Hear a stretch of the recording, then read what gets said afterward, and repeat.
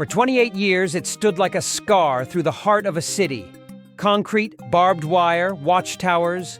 The Berlin Wall was more than a barrier. It was a symbol of division, of fear, of a world split in two. And then, one evening in 1989, it simply opened. No war, no gunfire, no treaty. Just a press conference, a confused official, and a question answered wrong.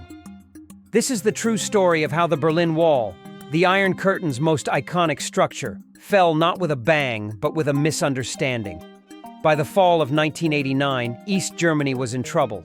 The Soviet Union was weakening. Protests were spreading. Communist regimes in Poland and Hungary had begun to collapse.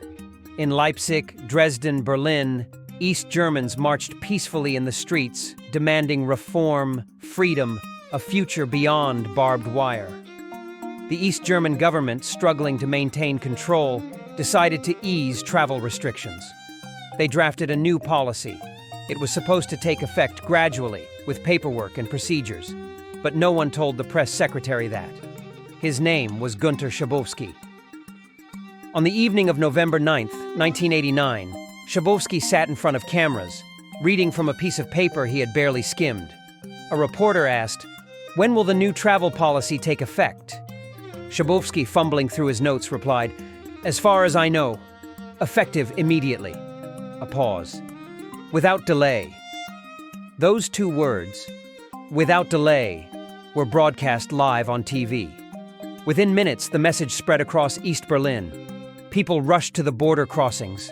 Guards were confused. No orders, no clear instructions. Crowds grew. Men, women, children, grandparents, all standing in the cold, demanding to cross.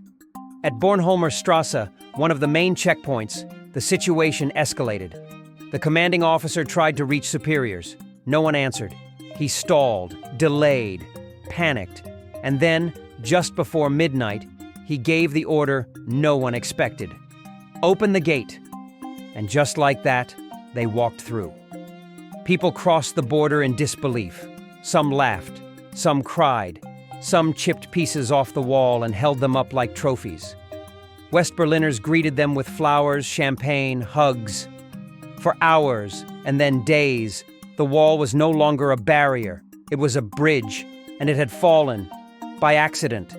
Of course, the moment was the result of years of pressure, protests, diplomacy, systemic decline.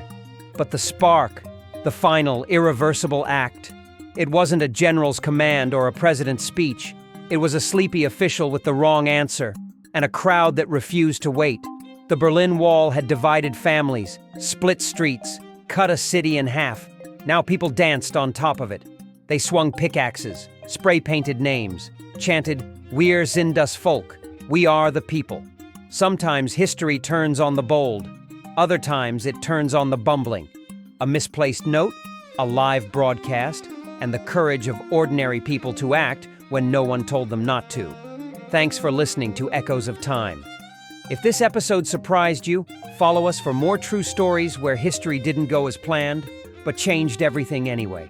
Until next time, stay curious.